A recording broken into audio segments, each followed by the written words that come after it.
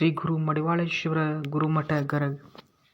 ಶ್ರೀ ಗುರು ಮಡಿವಾಳಜ್ಜನವರು ಪ್ರಪ್ರಥಮವಾಗಿ ಗರಗ್ ಮತ್ತು ಹಂಗರ್ಗಿ ಗ್ರಾಮದ ತುಪ್ಪರಿ ಹಳ್ಳದ ದಂಡೆ ಮೇಲೆ ಬಂದು ನೆಲೆಸಿರುವ ಸ್ಥಳ ಗುರುಮಠ ಎಂದು ಕರೆಯುತ್ತಾರೆ.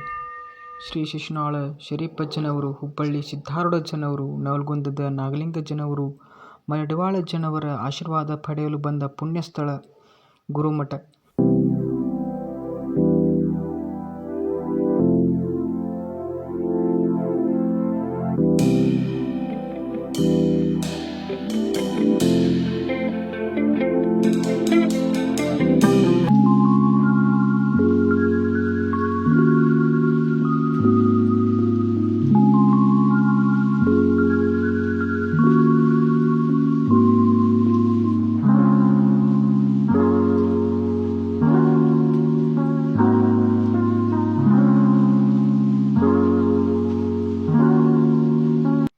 ಮಠದ ಪಕ್ಕದಲ್ಲೇ ಇರುವ ಬಾವಿಯು ಮಡಿವಾಳಜ್ಜನವರ ಕಾಲದ ಬಾವಿಯಾಗಿರುತ್ತದೆ.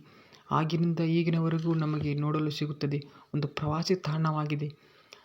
ತುಪ್ಪರಿ ಹಳ್ಳದ ಪಕ್ಕದಲ್ಲೇ ಇರುವ ಮಠವು ನೋಡಲು ತುಂಬ ಸೊಗಸಾಗಿರುತ್ತದೆ. ಒಂದು ಪ್ರಸಿದ್ಧ ಐತಿಹಾಸಿಕ ತಾಣವಾಗಿದೆ. ಪ್ರತಿನಿತ್ಯ ಸಾವಿರಾರು ಭಕ್ತರು ಆಶೀರ್ವಾದ ಪಡೆಯಲು ಬರುತ್ತಾರೆ.